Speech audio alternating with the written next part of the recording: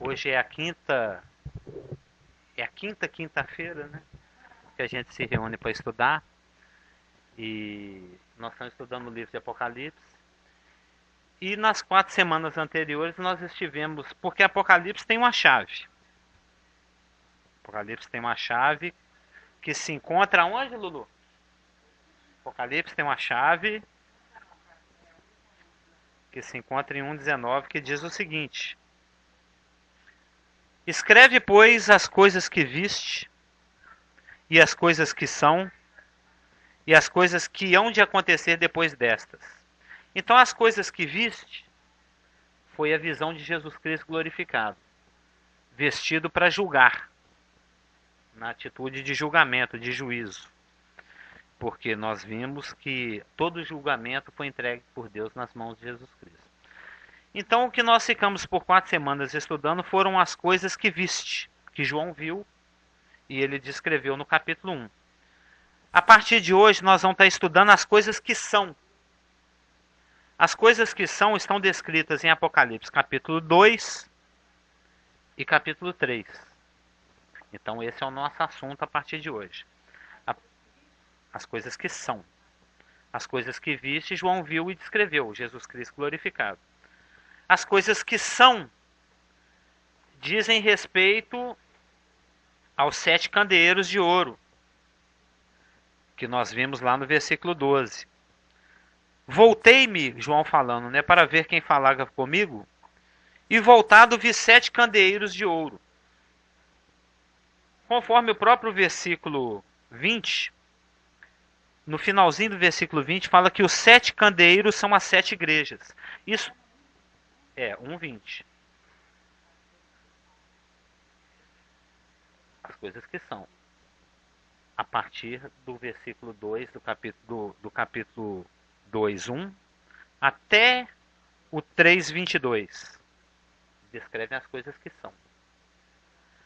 No versículo 20, o que eu estou citando é: os 7 candeeiros são as 7 igrejas. O próprio Jesus Cristo dando o significado do simbalê, né? Do símbolo candeeiro de ouro, que a gente conversou.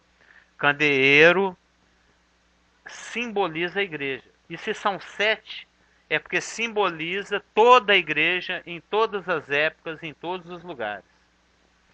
Então, no finalzinho do capítulo 1, a gente vê como que, igual no futebol, né, o meio de campo passa a bola para o ataque. Né? A zaga desfaz o ataque adversário, desarma, lança a bola para o meio de campo e o meio de campo faz a ligação e passa a bola para o ataque, como diz o Skank. Né? Então, o finalzinho do versículo 20 do capítulo 1, e os 7 candeeiros são as 7 igrejas. Ele está dando uma introdução para tudo que vai ser descrito nos capítulos 2 e 3. Os capítulos 2 e 3 de Apocalipse descrevem as coisas que são. As coisas que são é a presente idade. Muitos teólogos chamam de a dispensação da graça. Tem teólogos que chamam de a dispensação do Espírito, com E maiúsculo, né, o Espírito Santo. Outros teólogos chamam de a dispensação da igreja. Outros teólogos chamam de a dispensação do mistério. E todos os nomes estão corretos. Porque a igreja é que ocupa os 2 últimos 1000 anos. Que é aquele período que vem desde o dia de Pentecostes, quando a igreja foi inaugurada, e que se estende até a qualquer momento numa chamada extraordinária, que é o arrebatamento. Lembra do tan, tan, tan, tan? Então, desde Pentecostes até o arrebatamento é a dispensação da igreja. É nós, mano, né? É a ekkalel. A palavra igreja é a tradução da palavra grega ekkalel. Ek para o lado de fora. Ek é para fora. Lembra que Jesus é o primeiro a ser ressurreto. Ek necron. Ek para o lado de fora dos necros. Para o lado de fora dos mortos. Dentre os mortos, como é traduzido. Né? E a igreja, essa palavra que nós temos em português, igreja, é a tradução da palavra grega eclésia. Kalel é chamar. E ek, fora. Então, aqueles que são chamados para o lado de fora.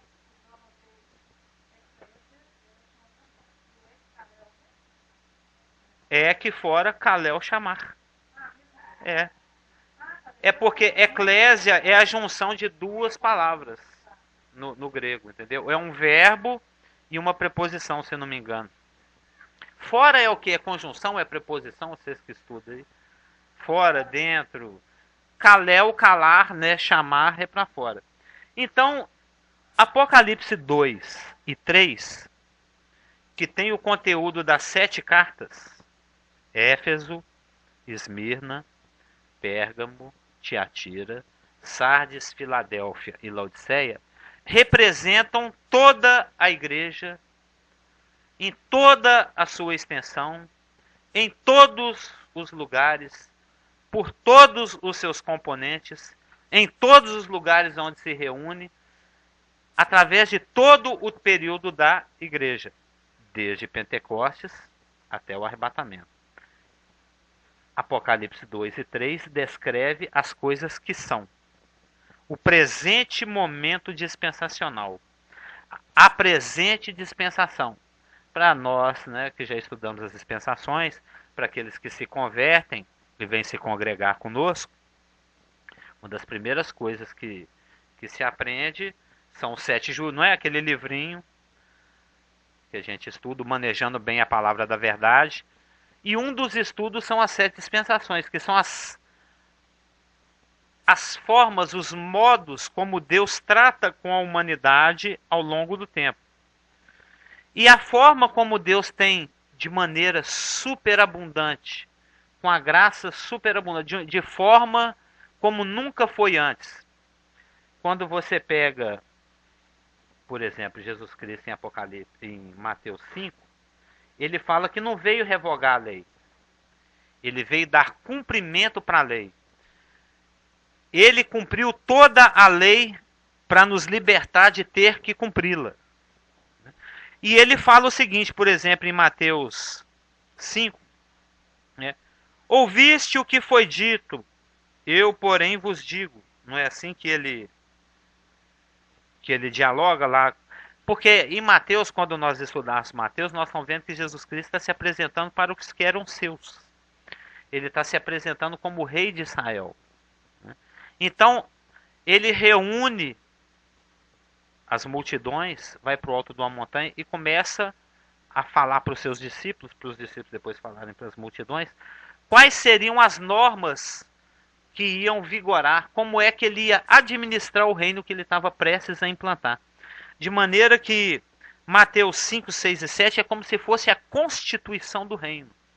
É como se fosse a forma como ele vai governar Israel durante o milênio. E ele fala o seguinte, ouviste o que foi dito, né? Eu, porém, vos digo. Aí ele fala com relação ao jejum, ele fala com relação à prática da justiça, ele fala com relação ao adultério, ele fala com relação à vingança. E, por exemplo, lá na lei, ele falava assim, ouviste o que foi dito, olho por dente, olho por olho. A lei regulamentava a nação de Israel antes da vinda do Senhor Jesus Cristo como Messias de Israel dessa forma. Era uma justiça de equilíbrio. Se alguém te desse um soco e quebrasse seu dente, o dente da pessoa tinha que ser arrancado. Se alguém furasse o seu olho, o olho daquela pessoa tinha que ser furado. Se alguém matasse a sua vaca tinha que ser morta. Se alguém matasse uma pessoa, você tinha que ser morto. A vaca do assassino de vaca tinha que ser morta. Era uma lei de compensação. Para cada olho, um olho. Mas parece que Deus é cruel. Só porque arrancou meu olho, eu tenho que arrancar o olho do cara que arrancou meu olho? Aparentemente, Deus está fazendo a apologia da violência, mas não é. O que Deus está fazendo é porque Ele conhece o coração humano. Ele sabe que o ser humano é do exagero. Ele tá dando um jeito de inibir o exagero. Então ele coloca dessa forma. Para cada olho que te arrancarem, você só pode arrancar um. Senão o cara vai lá e mata. Ele vai lá e arranca os dois. Você entendeu o espírito da coisa? Deus está limitando. Se alguém quebrar o seu dente, você não pode ir lá e quebrar todos os dentes da pessoa. Para cada dente quebrado, você quebra um dente. Para cada vaca que te matarem, você mata uma vaca dele. Deus não está fazendo apologia da violência, Deus está limitando a violência. Então, a lei, ela regulamentava aquilo que era exterior. Você poderia ficar morrendo de ódio no seu interior. Mas desde que você não manifestasse esse ódio, a lei não tinha como te punir. Você está com vontade de avançar o sinal, mas se você não avançar o sinal, o guarda não pode te multar. Você quer. Você está com vontade, mas você não avançou. Já no milênio, que é Mateus 5, 6 e 7, é a constituição do reino, é a forma como Jesus Cristo, como o Rei dos Seis Senhores dos Senhores, quando nós viermos com ele, ou naquele terceiro cavalo com a manchinha na testa esquerda, lá de Apocalipse 19, que a gente vai estudar daqui uns 10 meses, né, que ele tem escrito na coxa dele, Rei dos Seis Senhores dos Senhores, aí a coisa é diferente. A gente até pensa que é para a igreja, tem gente que acha que é para a igreja, mas isso é por causa da interpretação que a igreja de Tiatira deu, né? Lá a coisa é diferente. Lá é o seguinte, na lei, se você não externou o seu ódio, a lei não te pega. Lá no milênio, você nem precisa externar o seu ódio, só de ter raiva do seu irmão você já está sendo punido, como se fosse um homicida. Você sentiu ódio do seu irmão, você já recebe pena de homicida, porque é o ódio que te leva a matar. Já na dispensação da igreja, que é a que nós estamos nela, aí é uma maravilha. Você pode ficar com raiva e xingar. Só não é conveniente. Irai-vos, mas não pequeis. Mas se irar e pecar, não se ponha o sol sobre a vossa ira. Não demora muito a confessar o seu pecado. Não fica dando oportunidade para o diabo. Então o que eu estou querendo destacar é que nessa dispensação, o Senhor nos trata com uma graça maior. Romanos fala disso. Que é onde abunda o pecado, superabunda a graça. Então por isso que teólogos chamam essa dispensação de dispensação da graça. Teólogos chamam essa dispensação de dispensação do mistério, porque Efésios fala que isso era algo que Deus nunca tinha revelado antes. O propósito de Deus constituir a igreja nunca tinha sido falado em lugar nenhum. Só veio a ser revelado no tempo, a partir do dia de Pentecostes, e doutrinariamente a partir dos ensinos do apóstolo Paulo. É também chamado de a dispensação do Espírito, porque quando a gente estuda João 16, 15, 14, 15, 16 e 17, quando Jesus Cristo está lá no aposento alto celebrando a última ceia com seus apóstolos, em especial depois que o Judas come o pão molhado e sai, né? Aí ele se sente à vontade para falar, olha, eu vou, mas eu vou mandar um outro consolador. Ele vai estar sempre do seu lado. Ele vai vos lembrar as coisas que eu vos tenho dito. Ele vos vai anunciar as coisas que ainda hão de acontecer. Ele vai ministrar, iluminar aquilo que está revelado. Então, desde o dia de Pentecostes até o dia do arrebatamento, nós estamos numa dispensação chamada de dispensação da igreja, dispensação da graça, dispensação do Espírito, dispensação do mistério. Que é quando, conforme Efésios ensina, Deus está chamando alguns dentre dos judeus e muitos dentre os gentios e formando um só corpo. Aquele muro que dividia, que separava, porque Deus, o véu que separava, né? Aquele muro que Deus tinha colocado de divisão, distinguindo Israel dentre as nações, né? No dia que Deus chamou Abraão, lá em Gênesis 12, que ele falou assim, Abrão na época chamava, né? Sai da tua terra e da tua parentela e vai para a terra que eu te mostrarei. De ti farei uma grande nação e em ti serão benditas todas as famílias da terra.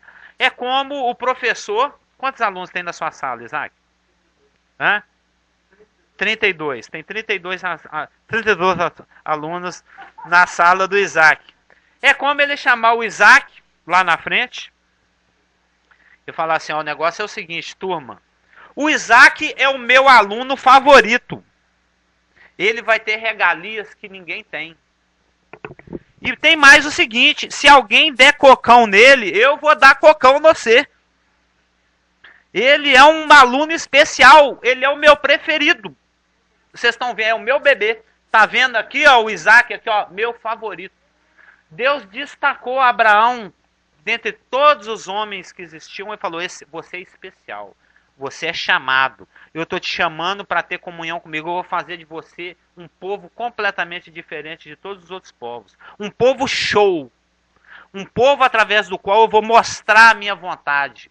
Eu vou mostrar como é que se governa. Eu vou mostrar como é que se ama, como é que se trabalha. Eu vou me casar com você. E a gente sabe que Deus Pai é marido de Israel. Apesar que ele se tornou uma esposa infiel, Israel. Vide o livro de Oséias. Então, Israel foi chamado para ser diferente. Para ser aquele povo através do qual Deus ia dar as escrituras, Deus ia trazer Jesus Cristo segundo a carne, através do qual Deus ia mostrar a sua vontade, através do qual ele ia salvar todos os outros povos. Em ti serão benditas todas as famílias da terra. Cadê aquela raquete? Não tem, não. E chega na dispensação da igreja, esse muro que Deus mesmo construiu, essa distinção que Deus mesmo criou, de colocar Israel como um povo diferente, ela cai. Esse muro cai. Essa distinção acaba. Agora, na dispensação da igreja, Deus está chamando judeus e gentios para formar um só corpo. Para formar uma igreja. Para formar uma noiva para o seu filho. É uma dispensação diferente. É algo que Deus nunca tinha falado antes. Oi. E continua tendo um tratamento especial. Eu estava conversando isso outro dia com o Geraldo Gordo. Ele está falando assim, mas irmão, qual que é a diferença de Israel para a igreja? A diferença é a seguinte. Israel, a diferença entre Israel e a igreja é a diferença entre aquele que toma um champanhe com você na sua festa de casamento e aquela que vai para o quarto de núpcias com você. Tem diferença. O cara que corta um pedacinho da sua gravata e te dá R$50 é uma coisa.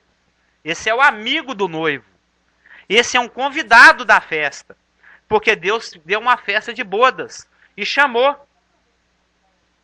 Ah, tem que procurar, tá nos evangelhos. Porque eles falam assim, ó, vocês não podem ficar tristes agora porque o noivo está presente. Mas quando o noivo for tirado, aí vocês entristecem. Se não me engano, é alguma conversa lá do João Batista. Tem que procurar. A nação de Israel, os santos do Velho Testamento, os santos de todas as outras idades da lei para trás, os santos da dispensação da inocência, da dispensação da consciência, da dispensação do governo humano, da dispensação abraâmica, da dispensação da lei, esses são os amigos do noivo. Aqueles que são convidados para participar da festa do noivo. O noivo é Jesus Cristo. Já a igreja é a noiva. Ela forma uma só carne, um só espírito com ele. Nós vamos morar e ter intimidade, nós vamos ter uma casa. Ele está preparando um puxadinho para nós lá no céu. A Nova Jerusalém. É uma cidade onde só vamos morar nós da igreja. A igreja é privilegiadíssima. A igreja não existia antes de Pentecostes e não vai existir depois do arrebatamento. Quem entrar, entrou. Quem está entrando nesse grupo de salvos do dia de Pentecostes e tiver o privilégio de ouvir esse chamado até o dia do arrebatamento, vai compor um corpo, a noiva de Jesus Cristo, privilegiadíssima. Assim como uma esposa tem extrema intimidade com seu marido, nós da igreja teremos extrema, absurda, absoluta intimidade com Deus, como ninguém de nenhuma outra dispensação vai ter. Os outros são os amigos do noivo. Agora, os santos da tribulação, tanto aqueles que morrem, aí a gente cai lá em Mateus 25. Aí a gente cai na parábola das virgens, que tinham 5 nécias e 5 sábias. 5 sonolentas e cochilantes e 5 atentas e perseverantes. É porque aí nós teríamos que estudar os costumes orientais, como é que era o casamento judaico. O casamento judaico, o noivo saía lá da casa dele, a noiva saía da casa dela e eles se encontravam. E diante da noiva, já viu naquela novela O Clone, por exemplo? Aquele costume oriental, vai aquele monte de virgem fazendo aquela barulhada, tocando pandeiro, fazendo aquela festa, rodeando a noiva e fazendo bagunça. São as amigas da noiva. são as virgens, são as concubinas. Esses são aqueles que vão ser salvos na tribulação. Então nós temos as virgens que vão adiante da noiva, gritando, fazendo festa. Oba, vai casar, minha senhora está casando, vou mudar de casa, aí, beleza. Né? Tem a noiva e tem os amigos do noivo. Então é diferente. Você ser apenas uma empregada da noiva, você ser um amigo do noivo, você ser a noiva. Né? O grande destaque no casamento, fica todo mundo lá igual um pateta na igreja esperando. Meu Deus, a noiva sempre atrás, e fica o noivo impaciente coendo unha lá no altar, que um monte de gente de terno e de vestido longo lá, suando, que um monte de flor esparramada, todo mundo esperando quem? A noiva. Cadê a noiva? Cadê essa mulher de branco que não chega? E quando chega, eles tocam aquela música do Mendelssohn, né? Aí, é o auge, é o máximo. Vai acontecer no arrebatamento. O Miguel vai ser mandado, fala, sai pra lá, Satanás, abre caminho aí que vai passar a noiva aí, ó. É só a gente ler lá em 1 Tessalonicenses 4,16. O noivo vai dar um grito, vem pra cá, minha noiva, sobe aí. Aí toca uma trombeta, nós vamos estudar isso aqui, quando a gente chegar em Apocalipse 4:1. Exatamente. É porque o casamento judaico é diferente. Nós vamos dar uma estudadinha nisso quando a gente chegar em Apocalipse 4:1, que é o início das coisas que hão de acontecer depois dessa. Por enquanto, hoje nós estamos estudando as coisas que são. A dispensação da igreja. Dessa virgem privilegiadíssima que está sendo formada desde o dia de Pentecostes até o dia do arrebatamento. É um grupo ímpar, é um grupo sem igual. É um grupo de um privilégio que nem Abraão, nem Moisés, grande servo, Daniel era fidelíssimo, orava muito, era um cara super fiel. Não vai ter os privilégios que a noiva tem. A noiva é formada pelo lixo, pela escória, porque Deus está mostrando a superabundante graça dele. Efésios 1:10, se não me engano, fala isso, para mostrar nos séculos vindouros a suprema riqueza da sua graça para conosco em Cristo Jesus. Deus está pegando os piores, as prostitutas, os endividados, os ladrão, os estuprador, os vagabundos que não presta, nós aqui, o maior pecador, o assassino de igreja que foi Paulo, o cara perseguia a igreja, matava os crentes, lavando para mostrar o poder do sangue de Jesus, o poder da graça, de pegar um monte de pecador imundo e transformar numa virgem pura, sem ruga, sem mácula, irrepreensível, absolutamente. Você vai acusar a noiva, vai dizer, cala a boca, lava a boca com sabão e falar o nome da minha noiva. É uma virgem pura, imaculada, que Deus está formando nesse presente dispensação.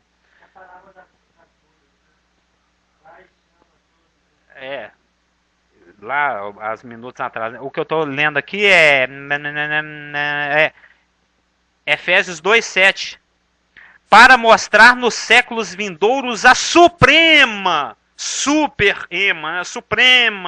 riqueza da sua graça em bondade para conosco em Cristo Jesus, porque pela graça sois salvos. Está de graça aí, ó, para quem quiser. Isso não vem de vós, é dom de Deus. Meu irmão, eu prego para ele fala assim, mano, eu vou ficar para a segunda chamada. Ele quer curtir ainda esse mundo mais um pouquinho, ele diz que quer ser salvo na tribulação. Dura coisa você está pedindo. Sem contar que você não vai fazer parte do privilégio que é ser a noiva de Jesus Cristo. É aquela pregação que o irmão falou, que pregou, deixar para amanhã. Não, o faraó, amanhã você leva esse sapo embora. Ele pode engolir esse sapo. Então, hoje estamos começando a estudar Apocalipse 1:19b. As coisas que são, elas estão acontecendo agora, aqui, agora, nesse exato momento, desde Pentecostes, e vai durar mais aí X anos. Até que o Senhor dê um grito, sobe aqui, o chofar toque e o arcanjo dê um brado. Abre caminho aí, Satanás, que a noiva do meu Senhor vai passar. Porque ele habita nos lugares celestiais. Ele é o príncipe da potestade do ar. E quando nós estudamos as 7 igrejas que são representadas pelos 7 castiçais, 7 mais uma vez nós vamos falar, é o número da inteireza, é o número do panta, é o número do teleio, é o número da totalidade, é o número do que não falta nada. Então, esse 7, os irmãos põem na cabeça, eu vou citar ele muito. Esse 7, quando ele se relaciona com a igreja, ele tem a ver com um monte de coisas. Isso significa que os 7 castiçais representam todos os crentes da dispensação da igreja. Onde quer que ele esteja, não importa em qual século que ele nasceu. É os 7 castiçais de ouro, que conforme Apocalipse 1:20, são as 7 igrejas. As 7 igrejas, os 7 castiçais, Éfeso, Esmirna, Pérgamo, Tiatira, Sardes, Filadélfia, Laodiceia. Essas igrejas existiram? Existiram. É como se fosse a igreja de Sabará, a igreja de Contagem, a igreja de Betim, a igreja de Nova Lima, a igreja de Lagoa Santa, a igreja... Essas cidades, na época em que João recebeu essa revelação e escreveu essas 7 cartas, elas existiam historicamente. Elas realmente, se você fosse lá, falou, me vende uma passagem aí para Éfeso, você pegava um ônibus e chegava em Éfeso. Falou, tem passagem aí de avião para Esmirna? Tem. Você pegava o avião e descia lá no aeroporto de Esmirna. Né?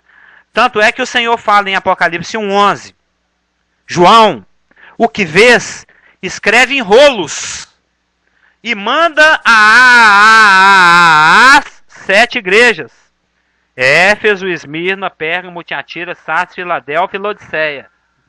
Então, isso quer dizer, é o atraseado, não é nem craseado, é que eu amo a crase. Alguém aí já notou isso, né? Elaine convive comigo há uns 20 anos, ela sabe que eu gosto de crase. Então, essas 7 igrejas, Éfeso, Esmirna, Pérgamo, Tiatira, Sardes, Filadélfia e Laodiceia, ela tem 3 aspectos. Nós agora vamos fazer umas preliminares, né? Elas têm 7 aspectos. Elas são históricas. É o aspecto histórico. Existe também o aspecto profético. Não, são 3 aspectos com relação a essas 7 igrejas. As 7 igrejas, Éfeso, Esmirna, Pérgamo, Tiatira, Sardes, Filadélfia e Laodiceia, tem 3 aspectos. 3. 1, aspecto histórico. 2, aspecto profético. 3, aspecto representativo. Sendo que o aspecto representativo tem 2 subaspectos, vamos dizer assim, né? Tem 2 nuances. O primeiro aspecto das 7 igrejas, aspecto histórico. Elas existiram mesmo, viu, Jéssica? Essas 7 igrejas, quando você pega um mapa aí, normalmente tem nas últimas páginas da Bíblia, elas ficam hoje num lugar chamado Turquia. Se você pegar um avião e for lá para a Turquia, onde tem aquele pessoal do nariz adunco, muito confundido com os judeus, tem muitos turcos em Belo Horizonte, eles gostam muito de trabalhar com tecidos, eles gostam muito, tem muitos comércios ali na Rua dos Caetés, eles são camiseiros, eles gostam, fica muito ali na região da Caetés, da Guarani, judeus e turcos, eles convivem bem. Porque quando o judeu foi espalhado pelo mundo, eles foram principalmente para o lugar que na época chamava Ásia Menor, que hoje em dia se chama Turquia. E essas 7 igrejas, que existiam há 2000 anos atrás, quando João recebeu a revelação do Apocalipse, elas existiam. Algumas dessas cidades não existem mais, outras ainda existem. Uma das cidades que ainda existe, por exemplo, é Esmirna. Ela está lá até hoje. Sabe qual que é o nome dela? Izmir. É uma palavra turca. Izmir. A cidade. A igreja não existe mais porque Satanás varreu essas igrejas. Entendeu? Lá agora é islâmico, né? Na Turquia. É um país que tolera o cristianismo, mas com uma certa reticência.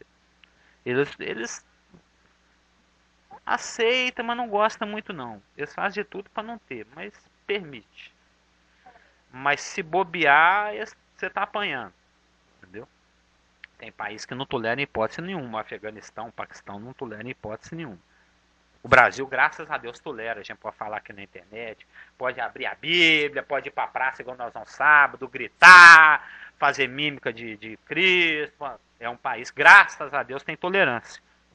Tem país aí que, se você for crente, você morre. decapitado.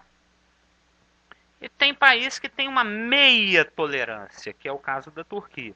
Tolera, mas não é muito bem visto, não.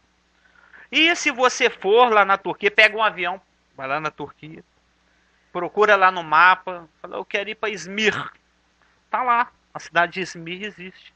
Se você for para a cidade onde existiu a cidade de Laodiceia, tá lá ainda, mas tá sabe, você vai ver aqui as torres, aqueles pedaços, aqueles escombros lá, que eles chamam de... as ruínas, né, mas que eles chamam de... sítios arqueológicos, igual tem lá o Paternon, tem o Coliseu. É o que sobrou lá, né? Meio pedaço, 3 tijolos um em cima do outro. Um dia aqui teve uma cidade chamada Laodiceia. Aqui um dia teve uma cidade chamada Filã. Hoje ainda tem aqui uma cidade chamada Esmirna. Izmir. Né? Então, esse é o primeiro aspecto das 7 igrejas, o aspecto histórico. Elas realmente existiram. Oi? As 7 igrejas? Não, todas são na Turquia. Todas são na Turquia. Com certeza absoluta. Então, elas de fato existiram e João escreveu cartas para elas. Chegou lá um rapaz com um rolo. Você que é a estrelinha de Izmir? Você que é a estrelinha de Laodiceia? Você que é o pastor que manda aqui nessa igreja? Tá aqui uma cartinha para você. O João que está preso lá em Pátio, está quebrando pedra lá. Ele está preso porque é crente, por causa do testemunho. O Senhor apareceu para ele e ditou aqui o livro de Apocalipse. É um livro que descortina, que revela Jesus Cristo. Lê aí para a igreja, tá? Divulga aí para nós. A Elaine vai fazer um comentário. É porque sempre quando eu vejo isso, eu sempre imagino esse rolinho chegando, só com a cartinha pequenininha. Aí quando... Não, eu sei, só com a cartinha. Carta, a igreja diz... Aqui, de 8 a 11. Aí foi interessante que nossos primeiros estudos, que ele não mandou só isso, ele mandou o 19, né? As que viu, as que viste, as que hão de acontecer. E dentro delas, essas pequenas cartinhas. Inclusive, todas as igrejas viram todas as cartas, né? Bem interessante. Inclusive, o conteúdo, como nós já falamos, o tema de Apocalipse é consumação. É como é que Deus dá o fim ao mal. E isso, inclusive, também teve um aspecto histórico, tem um aspecto representativo e tem um aspecto profético. Todo o conteúdo do livro de Apocalipse. Não só o conteúdo de Apocalipse 2 e 3, que nós estamos particularmente estudando agora, falando desse assunto.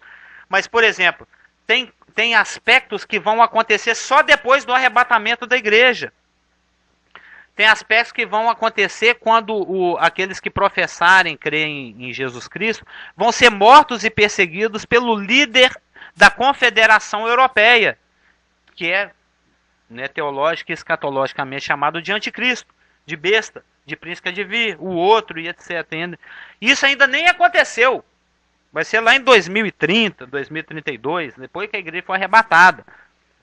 Mas o aspecto histórico é que os imperadores romanos perseguiam os cristãos naquela época. Então, da mesma forma como essas cartas, o conteúdo das coisas que são, das que viste, das que hão de acontecer depois dessas, nos consolam, vão consolar aqueles que vão estar sendo perseguidos na tribulação, da mesma forma como consolaram aqueles irmãos que estavam sendo perseguidos há 2000 anos atrás, quando Nero, quando César estavam perseguindo a igreja. Então essas cartas, quando o pastor recebeu, foram oportunas. Foram um alívio. Falou, olha, o bicho está pegando, mas eu estou no controle da situação. Eu vou dar fim nisso. Espera só um pouquinho. Aguenta a mão aí, servo. Entendeu? Então tinha esse aspecto. Um outro aspecto, além do aspecto histórico, igrejas que existiram realmente lá na Turquia, Éfeso, Esmirna, Pérsia, Tiatira, que estavam sob perseguição, cujo conteúdo da carta os consolou, deu esperança. Então isso não é sem fim, isso tem um fim. O Senhor tem controle dessa situação.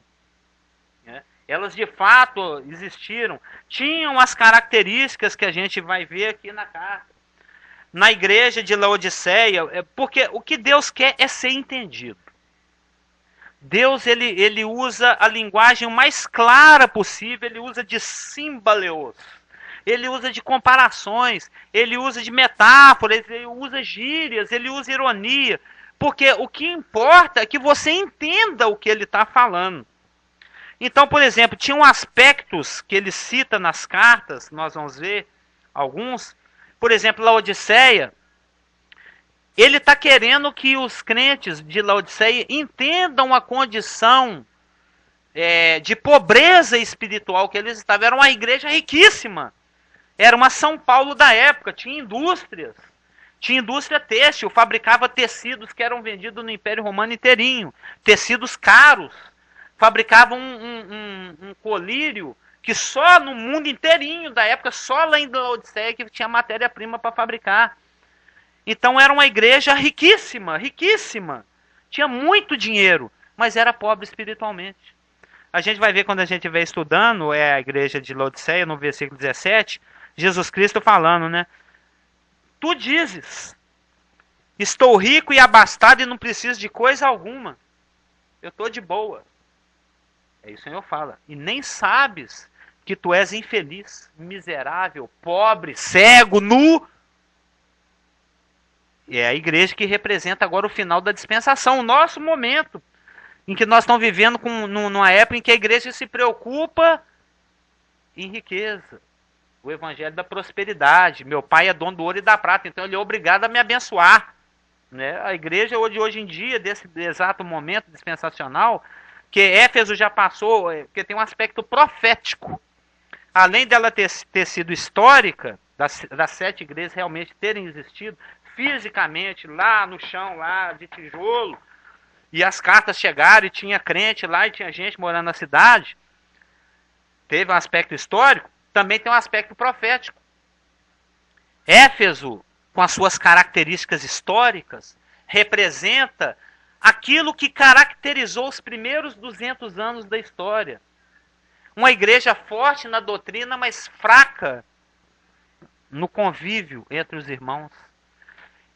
Eles estavam tão preocupados em defender a verdade que estava sendo atacada, a Bíblia sendo escrita, o Novo Testamento sendo escrito, os escritos de Mateus, Marcos, Lucas, João sendo entregues para os pais da igreja, e eles com tanto medo que isso fosse destruído, que eles batiam na pessoa, defendiam aquele escrito acústico que eles não sabiam equilibrar a verdade e o amor. Então eles começaram a deixar de amar para poder cumprir o rigor doutrinário. Né? Você está fora da palavra, sai da minha igreja. Entendeu? Não é assim. Tem a doutrina tem o seu peso e o seu valor, mas você tem que amar também vidas preciosas, como diz o pastor. Você tem que ter um equilíbrio de ministrar a verdade em amor. Você não vai tolerar o mal, mas você também não vai escorraçar, né? Você não vai rejeitar aquele que tem arrependimento, aquele que quer consertar. E nos seus 100 primeiros anos, quer dizer, eu falei 200, mas nos seus 100 primeiros anos, do ano 29 até o ano 100 mais ou menos, a igreja tinha essa característica de estar deixando o primeiro amor. Assim como a igreja local de Éfeso, porque tem um aspecto profético. Já nos seus 200 próximos anos de história, a igreja foi muito perseguida. Jogava-se crente para leão comer. Punha-se fogo no crente, embebido em óleo para iluminar as praças. E a igreja de Esmirna, que significa amarga, Esmirna vem de mirra, aquela coisa amargosa, é a gabiroba lá da Turquia, né? Ou seja, a mirra é um símbolo da morte, da perseguição, da dificuldade, do que é amargo, do que é difícil de engolir. E a igreja, do ano 100 a 300, já foi uma igreja difícil de ser crente. Se você fosse crente, você era morto, você era jogado para o leão, assim como acontecia na igreja histórica de Esmirna. Pérgamo tinha as características de uma igreja mundana, uma igreja que não ligava muito para isso não. A gente não pode exagerar também não, a gente tem que ter uma certa tolerância, a gente pode casar com o mundo sim. Tudo bem de ser crente e tomar cachaçinha, não tem problema, no problem, né? Pode pecar, nada a ver. Era a característica da igreja de Pérgamo, que foi a característica da igreja do ano 300 até o ano 500. Já a igreja de Tiatira, que é uma igreja que se aprofundou naquilo que Satanás tinha para ensinar, foi a característica da igreja do ano 500 a 1500. Já a igreja de Sardes, que é a igreja da Reforma, que vem da palavra sarid, né, remanescente, aquilo que sobrou, o restinho, a rapa do tacho, né, o que sobrou lá no fundinho. Os que escaparam, né, é a igreja daqueles que começaram a sair da igreja romana, da igreja de Tiatira, e começaram a tirar as teias de aranha, a traduzir a Bíblia para os mais diversos idiomas, primeiro para o alemão, depois para outras línguas, para o inglês, etc, etc, para o português. E aí eles deram um novo vento, uma nova vida, ressuscitaram a doutrina.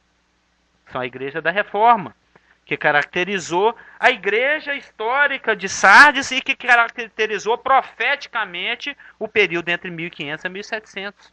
Já a igreja de Filadélfia, que era uma igreja evangelística, que era uma igreja preocupada com a doutrina, que era uma igreja firme e evangelística, historicamente, ela também, por suas características e da questão da setioliosidade, né, da inteireza, da completude da dispensação, ela tipifica, ela representa profeticamente aquele período da igreja que foi entre 1700 e 1900, dos grandes movimentos missionários, das formações das sociedades bíblicas, daquele Moody, Finney, os heróis da fé, aquele que ficou lá na África, lá que tem até um rio, lá que tem o nome dele, que agora esqueci. Como é que chama? Não, um na África. Oi? Esse evangelizou um monte de país lá dentro do coração da África, enfrentou leão, enfrentou febre, enfrentou flecha, enfrentou... Não, eu esqueci o nome dele agora. É um famosão aí. É que nós estudamos isso tudo lá no IBPG. São os heróis da fé, são aqueles grandes evangelistas, aquelas pessoas que evangelizavam 1 milhão de pessoas. Cara, aí evangelizava 1 milhão. Ganhei 1 milhão de pessoas para Cristo. A pessoa... Foi a característica da igreja de Filadélfia, historicamente e profeticamente. E, historicamente, lá na cidade de Laodiceia, chegando aqui depois de um resumão, né?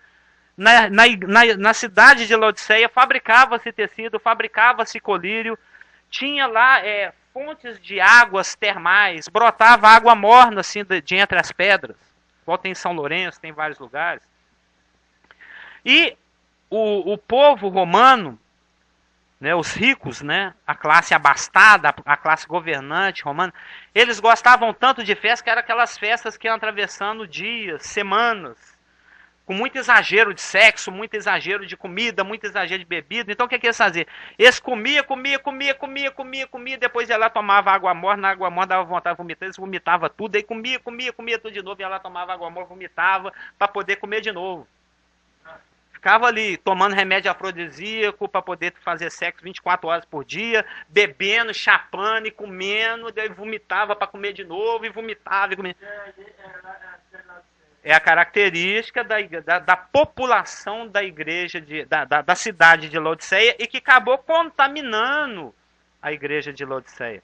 Eram pessoas de uma certa índole moral mais flexível, igual a igreja de Corinto. Paulo teve muito problema, que era uma cidade muito cosmopolita, uma cidade de porto, vem gente de todo lugar, ninguém tem compromisso com nada, muito prostíbulo, muito templo, muita idolatria. Então as pessoas iam se convertendo e então viravam uns crentes problema. Uns crentes que achavam que ir para o prostíbulo não tinha nada a ver, que se prostrar diante dos efeitos não tem nada a ver. E aí o Paulo teve que ir corrigindo isso com mansidão. E mesmo assim chamavam aos santos que se encontram na igreja de Corinto. Porque você posicionalmente é uma coisa, condicionalmente é outra. Por isso que ele falava, rogo-vos, pois, irmão, que andeis de conformidade com a sua vocação. Você é um príncipe, você não pode ficar andando no meio dos mendigos, se comportando como um vira-lata, né?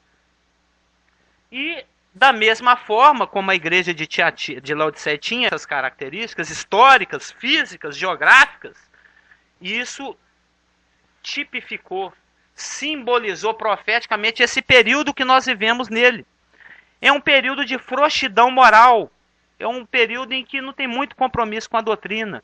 É um período, o período que nós estamos vivendo nele é o último período, é a última fase da dispensação da igreja, que vai desde Pentecostes até o arrebatamento. Então agora, nesses últimos 200 anos, prestes ao arrebatamento acontecer, cento e poucos anos, né? Começou em 1900, nós estamos em 2000 e pouco, já tem 112 anos mais ou menos esse período que a gente está vivendo nele. É um período em que a igreja está preocupada em ser próspera, em estabelecer-se aqui no mundo. É uma próxima. Exatamente. Que foi quando surgiu os movimentos pentecostais, etc. Tipo, esquematicamente, bem a grosso modo, é o seguinte, ó, Éfeso e Laodiceia, 100 anos cada. Esmirna e Pérgamo, Sardes e Filadélfia, 200 anos cada. E no meio Tiatira com 1000. Entendeu? Então, Éfeso 100, Esmirna 200, Pérgamo 200, Tiatira 1000, né? De 500 a 1500. Sardes e Filadélfia 200 e Laodiceia 100. Já tem mais de 100, tem 112. E vai até 129, por aí, né? Então vão ser uns 130 anos de igreja. E é uma igreja preocupada com a estabilidade financeira. Ela está cedendo, eu até estava lendo um comentário interessante, Jesus Cristo não cedeu ao evangelho da prosperidade. Porque Satanás chegou para ele e falou assim, ó, tudo isso te darei se prostrado me adorar. Aí, ó, é a sua oportunidade de encher os bolsos. É a sua oportunidade de ficar rico, de ficar próspero, de ficar de boa, que é tudo, né? Tem crente que ama dinheiro, né? Tem igreja que ama dinheiro. Manda fazer a fila dos que vão dar 50, a fila dos que vão dar 100. Agora, se você der 5 mil ou uma joia ou ouro, aí, nossa, eu vou te dar até um diploma. Entendeu? E olha que se você te fizer esse compromisso com Deus, se você está desempregado, você vai virar empresário, você vai comprar carro do ano, Deus vai fazer sua mulher voltar para você. É um evangelho que é um evangelho mercantil. É um evangelho que prega prosperidade, que faz de Deus um mercador. Mas não é assim que a coisa funciona. A palavra está falando aqui em 17, ó, você está falando que é rico e abastado, não tem falta de nada, mas na realidade você é infeliz, pobre, cego, nu e miserável. Você está precisando acordar, está precisando pôr colírio no olho para ver se você enxerga. Sua visão está turva, você está pelado. Eu estou quase te vomitando, estou com nojo de você. É isso que Jesus está falando. Então existe esse aspecto histórico, igrejas que realmente existiram. Esmirna está lá, é uma cidade até hoje, não tem mais a igreja. E tem um aspecto profético, cada igreja representou profeticamente um período da igreja, que é esse período das coisas que são, que vem desde Pentecostes e vai até o arrebatamento. E também tem o duplo aspecto representativo. Cada igreja, com as suas características, ela representa em dois aspectos: as igrejas locais e os crentes individuais. Os crentes individuais. Por exemplo, o presente momento dispensacional se chama Laodiceia. Nós já estamos vivendo os últimos momentos da idade da igreja, da dispensação da igreja, da dispensação da graça, do Espírito, do mistério. A igreja está prestes a ser arrebatada. A qualquer momento, numa chamada extraordinária. Qualquer momento.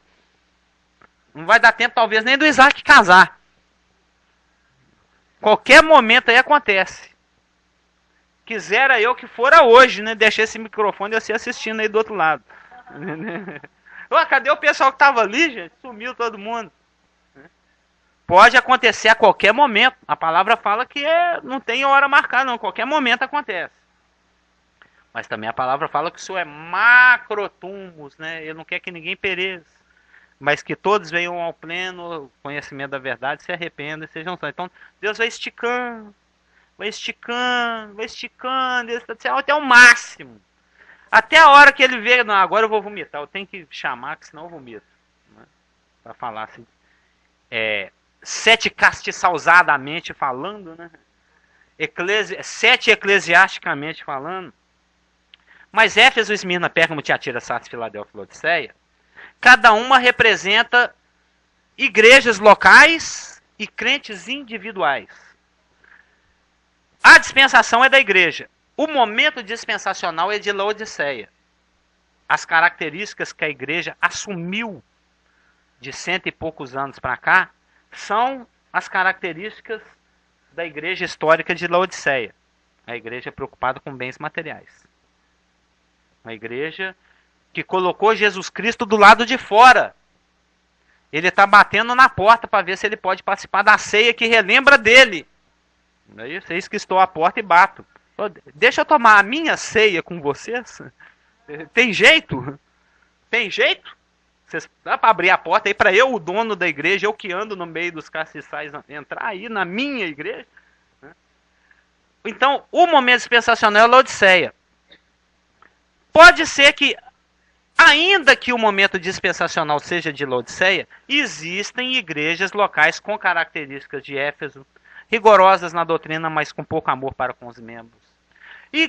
Ainda que nós estejamos vivendo no momento dispensacional Laodiceia, existe em algum lugar do mundo aí igrejas Esmirna, igrejas que estão sendo perseguidas, igrejas que têm que se reunir escondido, porque senão morre, não vai preso. Eu sei que tem igrejas assim no Paquistão, no Afeganistão e outros países com tão lá no Oriente Médio extremo, né? Ainda que o presente momento, que a presente fase dispensacional seja de Laodiceia, uma igreja morna, preocupada com prosperidade e que pôs Jesus por lá de fora, existem igrejas mundanas. Existem igrejas onde o pastor é muito flexível, muito tolerante e o rapaz pode andar com um pé no mundo e um pé na doutrina, não tem problema nenhum. Porque Éfeso significa amada, desejável. Esmirna significa amarga, que morre, sofredora. Pérgamo significa aquele que se corrompe pela associação com o mundo, casamento que perverte. Então é aquela igreja que fica pervertida por causa do casamento que ela faz com o mundo. É uma igreja meso a meso, né? Metade mundo, metade Cristo. É uma igreja que não tem muito compromisso nem com um, nem com o outro. E a palavra fala que não tem jeito de agradar dois senhores. Ou se agrada um e desagrada o outro, ou desagrada o outro e agrada um. Até uma vez eu vi num Chamada da Meia-Noite de 1987, uma ilustração muito interessante desse versículo de não tem como agradar dois senhores, que eram duas pessoas extremamente obesas tentando sentar na mesma cadeira. Então ficava cada um sentado assim com uma banda na cadeira, o outro nem eu sento, nem você senta. Fica assim, duas pessoas tentando sentar numa cadeira só. Então nenhum dos dois estava confortável. É a igreja de Pérgamo. É a igreja que está... Metade do compromisso dela é com o mundo, metade do compromisso dela é com Jesus Cristo. Ainda que estejamos no presente momento dispensacional, que é Laodiceia, existem igrejas locais, Éfeso, com as características de Éfeso, existem igrejas locais com a característica de Esmirna sendo perseguida, existem igrejas com características de Pérgamo, existem igrejas locais com a característica de Tiatira, totalmente corrompida, réprobo, sem espaço para arrependimento, totalmente comprometido com as profundezas de Satanás. Nós vamos ver, por exemplo, indo lá abre Apocalipse 2 e 3, é para ficar aberto em Apocalipse 2 e 3 o tempo todo, né? Para a igreja de Esmirna e de Filadélfia não existe censura. Não existe chamada ao arrependimento. Não existe repreensão. De 7 igrejas, tem 2 que estão andando dentro do que o Senhor quer. A de Esmirna é a igreja de ouro. É a igreja que está sendo morta. Fala assim, ó, nega Jesus Cristo, senão eu te mato. Eu falei, não nego. E morre. Ser fiel até a morte. E eles são. Acontece. Existiu. Foi enforcado porque não negou a Cristo.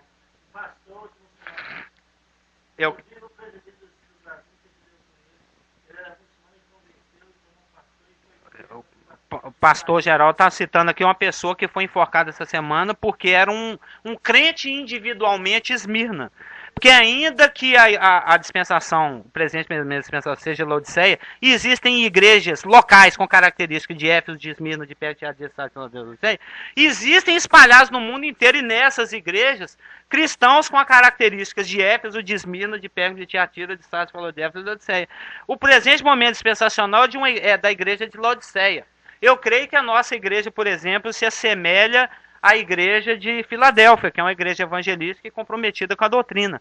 Mas dentro dessa igreja de Filadélfia, corpo local Filadélfia, vivendo no momento Laodiceia, podemos ter crentes mundanos, crentes pergamiosos, pergamínicos, Podemos ter irmãos individualmente sofrendo por causa do evangelho, sendo perseguido dentro do seu lar, pelo seu pai, pela sua mãe, pelos seus parentes, pelo seu patrão. Então são crentes individualmente, Esmirna, vivendo numa comunidade local, Filadélfia, no momento dispensacional, Laodiceia.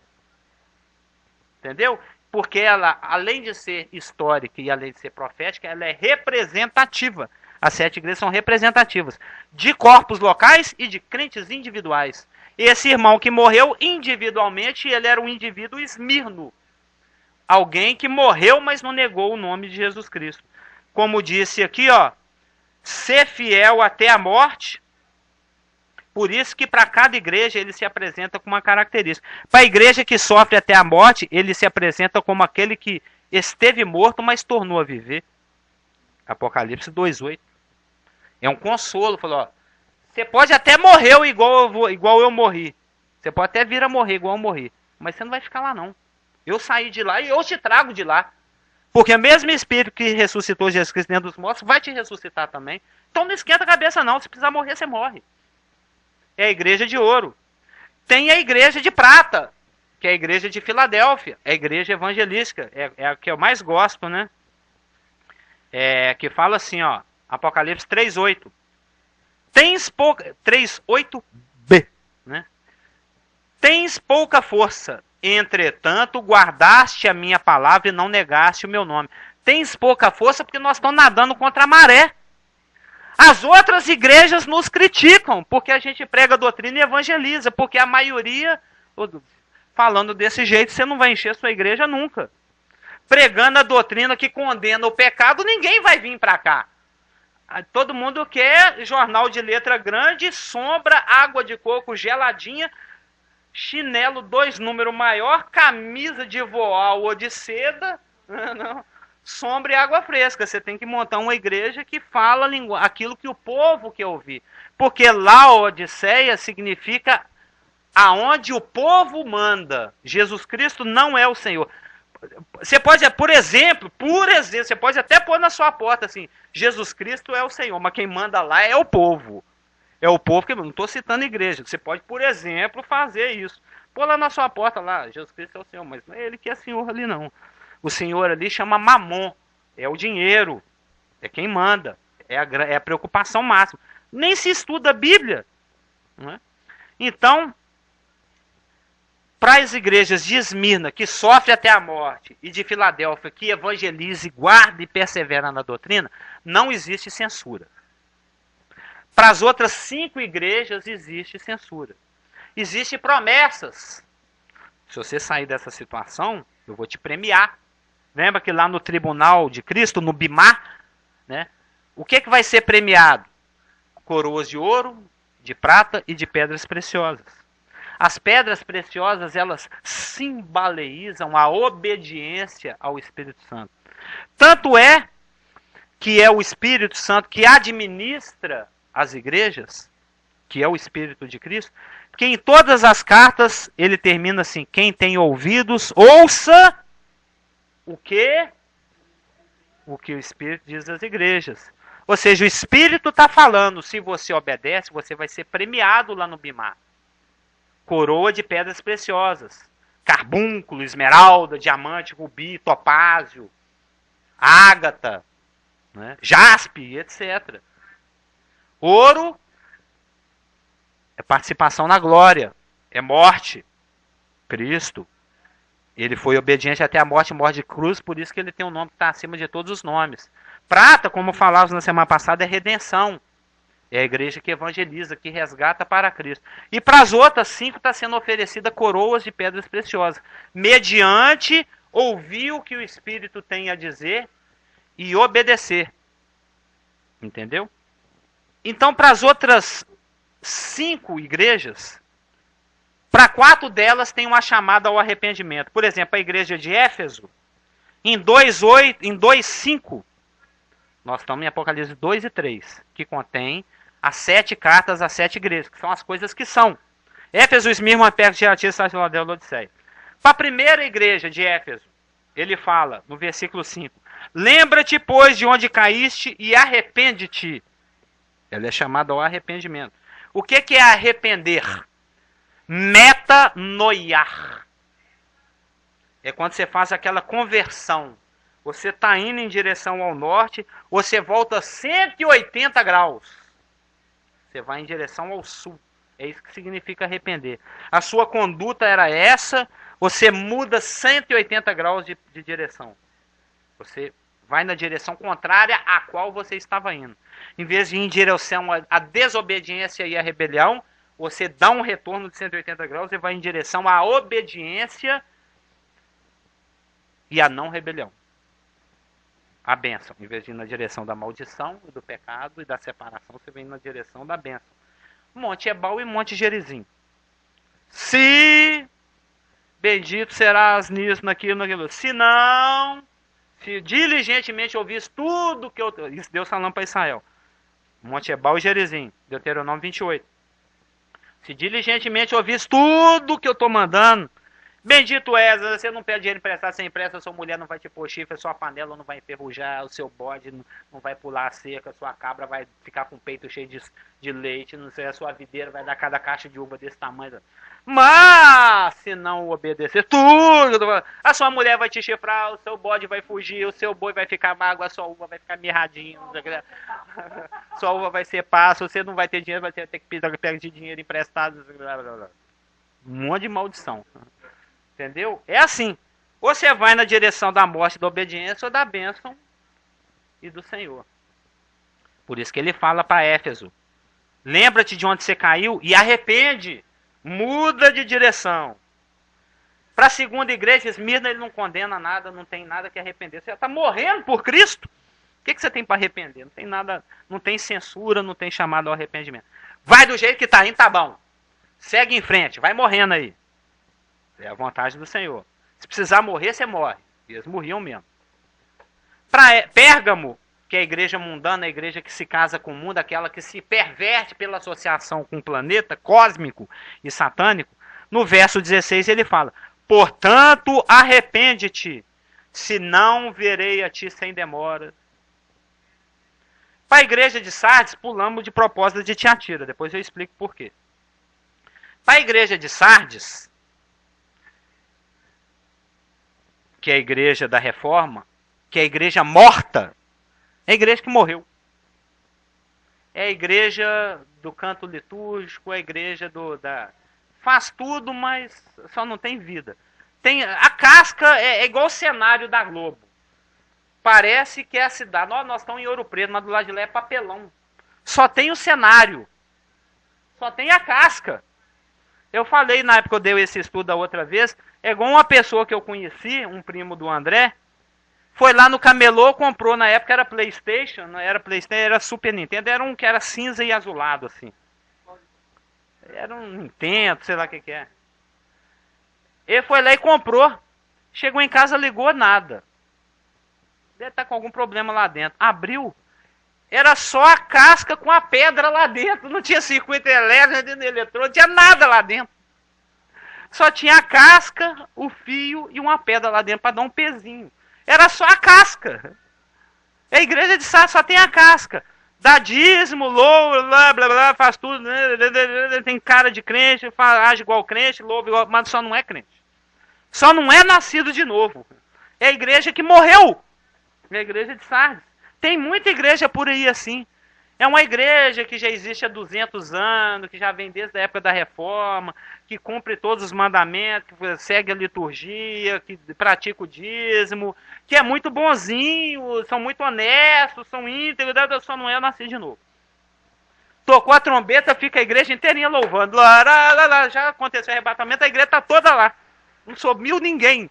Subiu assim, aqui dentro, apesar do presença estacional ser de Laodiceia e daí do corpo local cessar, pode ser que tenha um Esmirna lá dentro, um Filadélfia, alguém que, ainda que está todo mundo morto, mas ele distribui os folhetinhos dele, ele é perseguido em casa, ele gosta de estudar a palavra. Né? Para essa igreja também o Senhor chamou arrependimento, verso 3, Apocalipse 3:3. Lembra-te do que tens recebido e ouvido, guarda-o e arrepende-te. Porquanto se não vigiares, virei como ladrão, e não conhecerás de modo algum que hora virei contra ti. Por que eu li o versículo inteiro? para frisar novamente a questão histórica, porque essa cidade de Sardes é uma cidade que fica no alto da montanha. É uma cidade fortificada. É uma cidade que se defende. E Alexandre o Grande, quando ele cercou essa cidade, falou, como é que eu vou invadir essa cidade? Ela fica no alto de uma montanha de 1000 metros. Ela tem uns muros de 90 metros lá em cima. Os muros têm 20 de largura. Eles ficam lá com um monte de tambor de água quente, pedra e pau para jogar se a gente tentar escalar lá. É uma cidade que não tem como invadir. Aí o Alexandre o Grande, isso é história, aconteceu nessa cidade. Aí lá pro ano 350 a.C., ele mandou 2 rapazes ficar de olho. Fica vigiando essa cidade. É que tem um jeito de entrar nessa cidade. Tem um ponto fraco. Aí eles observaram. 2 rapazes abriram uma pedrinha no muro lá e vieram descendo por uma escadinha que ficava escondidinha. Foram lá embaixo. Como se fumaram um cigarrinho e voltaram para a cidade. Foram lá e dedaram pro Alexandre. Falaram, vocês descer aqui assim, subir no cantinho ali, no cantinho do mundo, não sei o que lá, etc. Lá no cantinho, puxa uma pedrinha e invade. Que foi o caso, por exemplo, também que o Ciro fez com a Babilônia. Não tinha como invadir a Babilônia. Muros de 45 metros de altura por 9 de largura, inexpugnável. Ele desviou o rio e passou pelo canal, que o rio Eufrates vinha, passava por um buraco, um canal, um rio muito grande, passava por um canal, recolhia os dejetos da cidade, aguava o que tinha que aguar, enchia a cisterna, etc., os fios, e saía lá pelo outro lado. O Ciro desviou o rio, ficou aquele buracão por onde a água passava para entrar para dentro da cidade, e por onde ela saía do lado, ele invadiu pelos 2 lados. O Belsazar estava lá chapado de vinho mesmo, estava lá tomando todas lá com o povo dele lá, inclusive usando os utensílios do templo judaico, né? Apareceu uma mão lá do nada, lá escreveu Mene, Mendeltec e o Facim, né? Contado fosse, e a fosse achada em falta. Chamaram o Daniel lá, o que significa isso aí? Eu sei que interpreta sonho. Falou, ó, o bicho vai pegar pro seu lado. Você fez o que não devia fazer. E naquela mesma noite ele caiu desse jeito que eu expliquei aqui. Usaram de astúcia. Então é algo que aconteceu realmente na cidade de Sardes. Ela é chamada ao arrependimento em 3:3, a igreja de Sardes. A igreja de Filadélfia não é chamada ao arrependimento. Assim como a igreja de Esmirna, é uma igreja que está na trilha certa. Pode continuar indo nessa direção, não precisa voltar não. É por aí mesmo. Segue desse jeito. Você tem pouca força, você nada na contramão. Está todo mundo preocupado com dinheiro, mas você está preocupado em evangelizar e guardar a doutrina. É por aí mesmo que vai. Segue por aí. Tens pouca força, mas você está guardando a minha palavra e não nega meu nome. Segue em frente. Go! Não tem chamada a arrependimento. Para a igreja de Laodiceia, 3:19. Eu repreendo e disciplino a quantos amo. Seja, pois, zeloso e arrepende-te. Então, das 7 igrejas, 2 não são censuradas. Esmirna e Filadélfia. A perseguida e aquela que é amiga, né? A igreja dos amigos do Senhor. E vós sereis meus amigos se fizerdes o que eu vos mando. Fala em João 15. Para Éfeso, Pérgamo, Sardes e Laodiceia, existe um chamado ao arrependimento. Já para a igreja de Tiatira, que quando nós vamos ver mais para frente, é a igreja que simboliza o romanismo. É a igreja que simboliza a igreja católica romana. Por quê? Lembra que eu falei? O livro de Apocalipse é um livro de consumação. E de que forma o Senhor consuma? Através do juízo. Aí nós lemos lá em 1 Pedro 4,17. Porque a ocasião de começar o juízo pela casa de Deus é chegada. Então, de Apocalipse 2 até Apocalipse 20, tudo vai ser submetido a julgamento, a juízo. E ele começa pela igreja.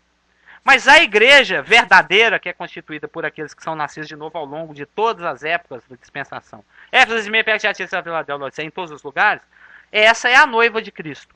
Mas existe a igreja professa. aquela que professa o nome de Jesus Cristo, que escreve na porta, Igreja de Jesus Cristo dos Santos dos Últimos Dias. Jesus Cristo é o Senhor. Jesus Cristo está na hóstia. Igreja Pentecostal Nova Jerusalém de Cristo. Igreja Expressão da Graça. Igreja Batista. Igreja Presbiteriana. Todas têm a sua confissão de fé. A Igreja Metodista tem, a Igreja Batista tem, a Presbiteriana tem, a Católica tem o credo, creio em Deus Pai Todo-Poderoso, Criador do céu e da terra, creio na Virgem Maria, na ressurreição do santo, na pecado, amém. Toda igreja tem seu credo, sua profissão de fé. É quando ela declara para todos, para tudo e para todos, fala, como diz a Elaine, né, publica, né? Quando a gente publica tem que tomar cuidado. Toda igreja, toda denominação, independente de ser batista, mórmon, adventista, católica, tem o seu credo. Publica aquilo que crê. E todas elas publicam que crê em Jesus Cristo. De alguma forma. Então, se você crê, você publica, eu creio em Buda. Eu sou budista. Eu creio, nós estudamos lá com o Cliff, em heresiologia. Todo muçulmano ele tem uma confissão básica. Creio que Alá é o único Deus e que Maomé é o seu profeta. É a profissão de fé dele. Ele crê em Alá e em Maomé. Então ele tem um compromisso com Alá e com Maomé. É a profissão de fé dele. Ele não tem nada a ver com Jesus Cristo. Ele não é cristão. Ele é muçulmano, ele é muslim. O judeu, ele não tem nada a ver com Jesus Cristo. Eles odeiam Jesus Cristo. Eles não querem nada saber de Jesus Cristo. Jesus Cristo é um rabino maldito, embusteiro. E eles têm a profissão de fé deles. Shema Israel, o Senhor nosso Deus é o único Senhor. Vão lá em Deuteronômio 6,4. E nós só cremos em Javé, só em Yahweh. Nossa lei é que é a Torá. Eles não lêem o Novo Testamento. Eles só leem de Gênesis a Malaquias. Eles têm 24 livros lá no Velho Testamento. É a Tanash que escreve. Eles são judeus. Eles praticam o judaísmo. O islâmico pratica aquilo que está lá no Alcorão. O budista, o maoísta, e por aí vai. Cada religião tem a sua profissão de fé. Todo aquele que professa o nome de Jesus Cristo, tecnicamente, ele é cristão. Então, o que está sendo mostrado aqui em Apocalipse 2 e 3 é Deus julgando todos aqueles que professam o nome Jesus Cristo. Que se dizem, eu sou cristão. Hitler era cristão.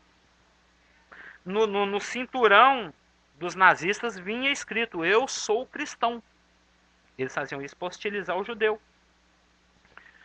Então, você professar que é cristão não implica que necessariamente você é nascido de novo e faz parte da igreja. Você faz parte da igreja se você nasceu da água e do Espírito. Se você se fez um só Espírito com Deus, pelo novo nascimento, que é algo que a gente tem que estudar, à parte. Né? Então, o que está sendo julgado aqui é a igreja professa ao longo dos séculos. Desde Pentecostes até o arrebatamento. E do ano 500, desde o ano 312, Edito de Milão, quando o imperador romano desistiu de matar os cristãos e resolveu se converter ao cristianismo, Constantino, e decretou, a partir de hoje, se faz parte do meu império, automaticamente é cristão. Não importa se você pratica o candomblé, se você pratica Diana dos Efésios, se você segue o Júpiter, o Apolo, o Babalorixá, não quero nem saber. Você é cristão obrigado a ser cristão.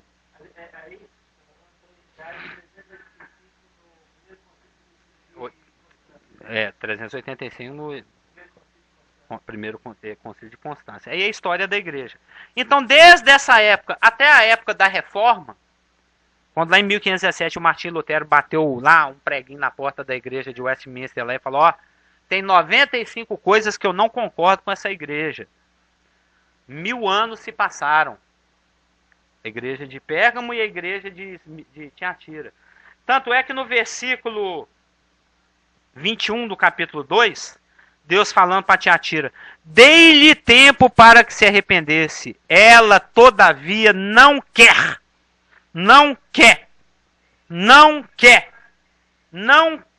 se arrepender da sua prostituição.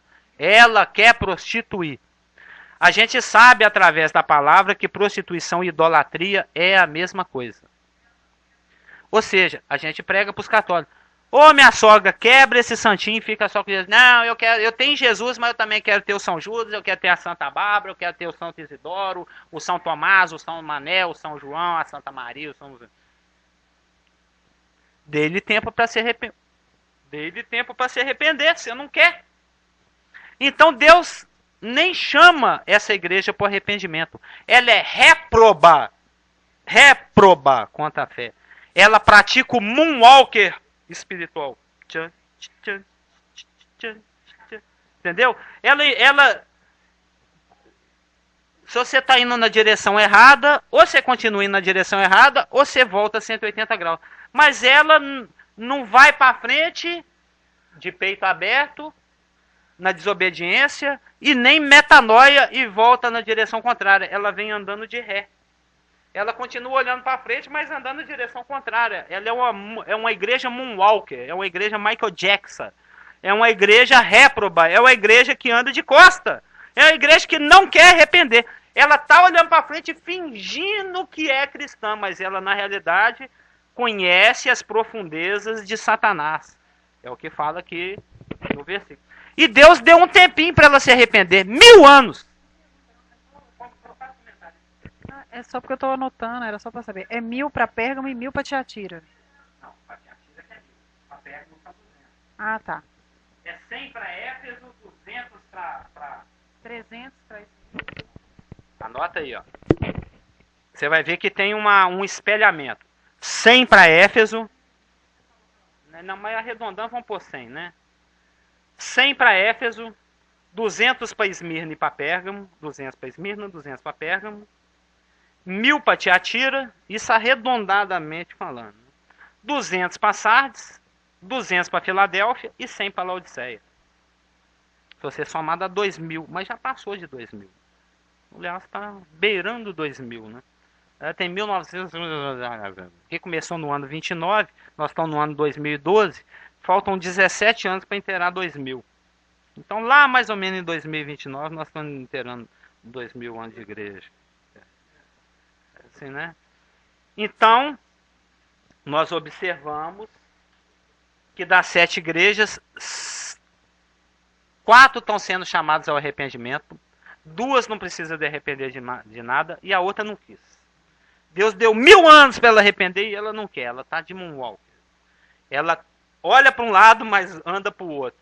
E a palavra fala que se você retrocede, minha alma não tem prazer em você. Eu falo isso, se não me engano, em Hebreus.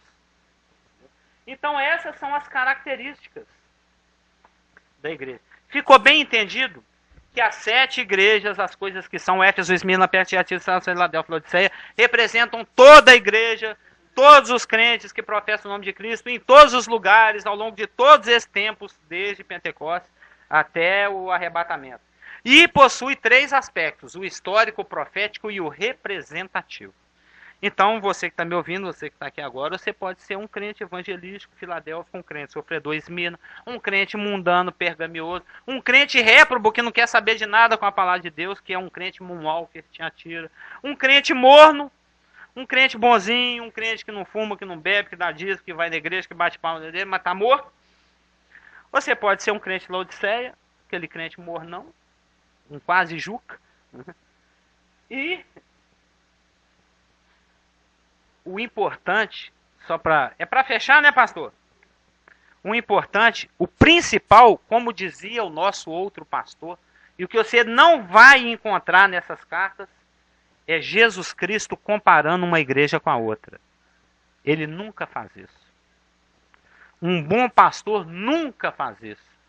Um bom pai, uma boa mãe nunca faz isso. Um bom patrão nunca faz isso. Comparação. É uma péssima ferramenta de administração. Jesus não fala assim, Filadélfia, você até que é uma igreja boazinha, mas você não é aquela Esmirna, né? Ele não fala isso. Você não tá ruim igual Tiatira e Pérgamo, não. Mas também você não é aquela Brastemp, né? Você não é aquela Esmirna. Ele não compara. Ó. Algumas igrejas estavam em melhor condição que as outras, mas nenhuma delas foi julgada ou avaliada em relação à outra. Cada uma é responsável por si mesma. Cada crente é responsável por si mesmo. A gente presta conta ao Senhor. Então, é um compromisso pessoal. Cada igreja tem um compromisso consigo mesma. E cada localidade tem um compromisso com o Senhor. É Ele que anda no meio dos 7 candeeiros de ouro. Então, eu sei, o pastor não faz isso. Desde que nós aprendemos com o antigo pastor que não se faz comparação. O próprio Senhor, lá no último capítulo de João, o Pedro, muito curioso, né? E com relação, que o Senhor me falou, né? Que quando eu ficar velho, eles vão pegar minha mão e me levar para onde eu não quero. E esse aí, falando do João, o Senhor com todo polaideza, né? Com toda educação, falou: não é da sua conta, Pedro. Toda polidez, não é da sua conta. Com esse aqui eu trato, com você eu trato, com aquele outro eu trato. Cada um, cada um. Ele não compara, porque cada um é responsável por si mesmo.